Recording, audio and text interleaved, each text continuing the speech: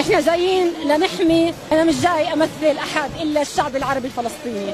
انا جاي لانه التعديلات التي تمت الغت السلطه التشريعيه تماما. سيتم حل البرلمان اذا تم انتخابه، سيتم حل البرلمان، النقابات، سيتم حل نقابه المحامين، حل نقابه المعلمين، سيتم الغاء نتائج الانتخابات تحصل. هذا اولا. تم تغيير القضاء، تم تغيير درجات التقاضي، تم الغاء محكمه النقد في كثير من القضايا. النقطه الثانيه، المحكمه الاداريه يعينها الرئيس، بمعنى نتائج الانتخابات محكومه مسبقا بما سيتم افرازه حسب قرار المحكمه الاداريه التي ستصدر، علما ان المحكمه الاداريه على درجتين قالوا لن تشمل هذه الانتخابات.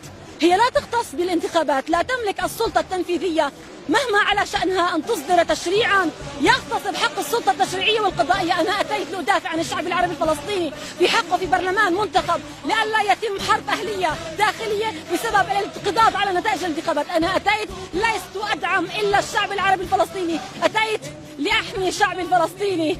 أنا جاي وأنا كلني أمل أن العقلاء يحقنوا الدم لئلا تصبح حرب أهلية، ناس بدها انتخابات وناس بدهاش نتيجة الانتخابات، وهي المحكمة جاهزة.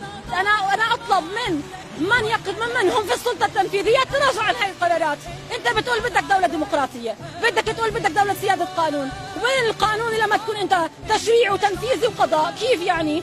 أنا مش مشكلتي مع رئيس المجلس، أنا مشكلتي مع الطريقة التي يتم تعيين رئيس المجلس فيها، مش مشكلتي جبت رئيس مجلس ثاني. أنا أريد سلطة قضائية مستقلة، كله يتم اعتداء على حق الشعب الفلسطيني في التشريع، على حقه في الانتخاب، على حقه في الحياة.